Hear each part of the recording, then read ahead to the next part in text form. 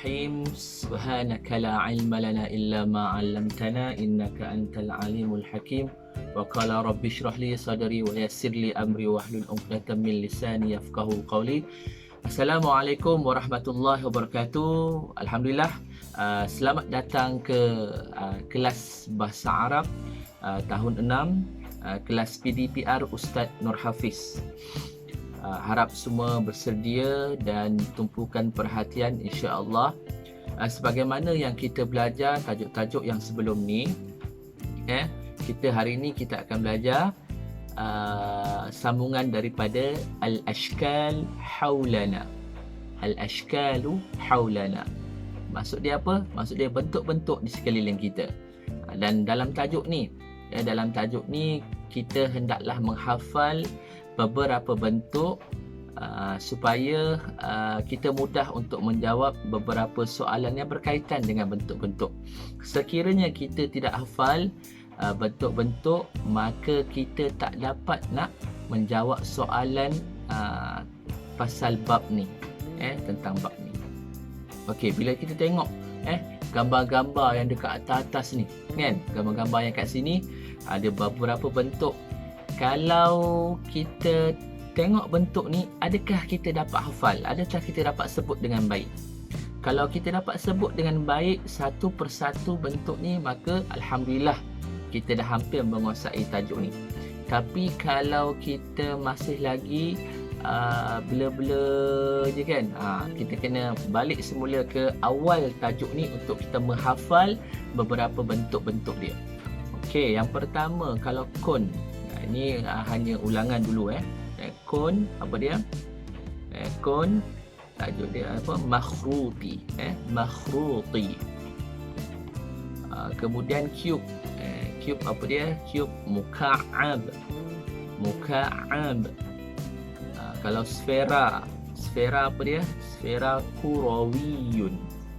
Kurawiyun. Kalau segi empat sama, kita panggil dia murabba'. Murabba'. Kalau segi empat tepat, mustatilun. Mustatilun.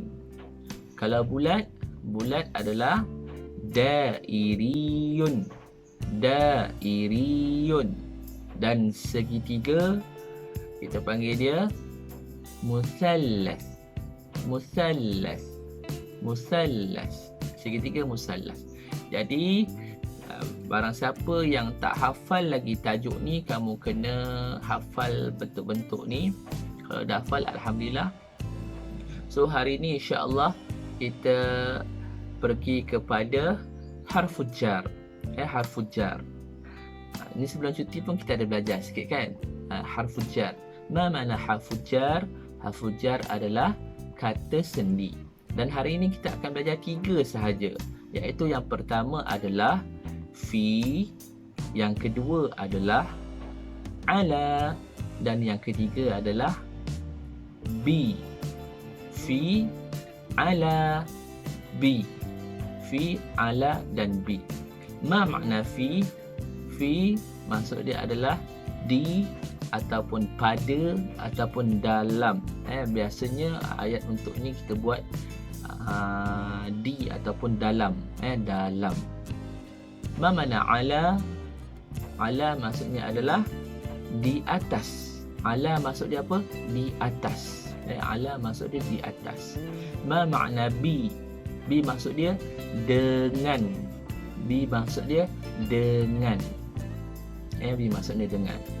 Okey, perlu tahu dan faham maksud dia fi ala bi.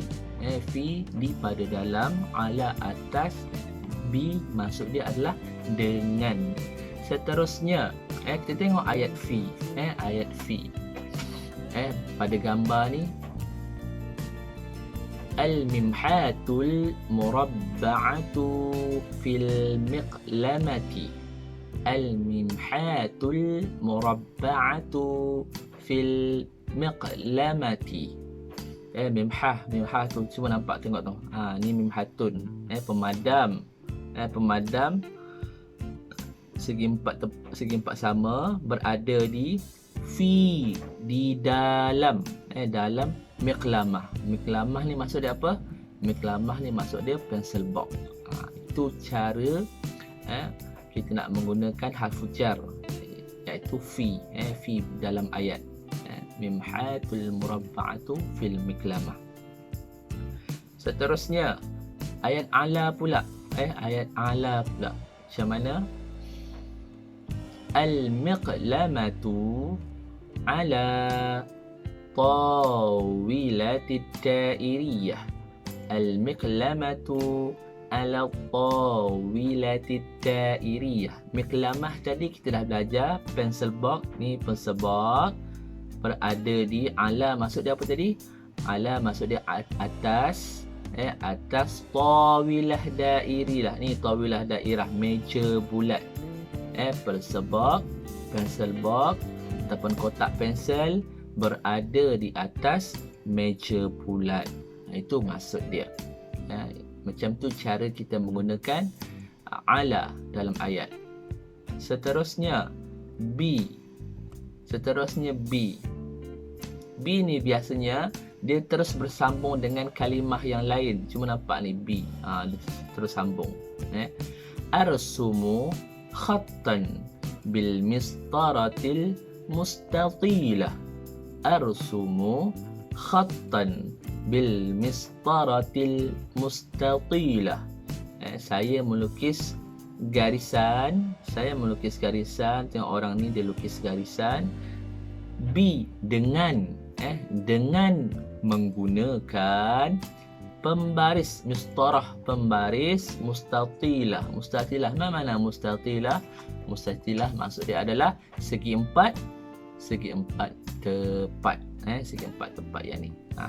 Jadi itu adalah macam mana cara ataupun kita menggunakan ayat huruf harfu jar B, fi dan ala pada ayat.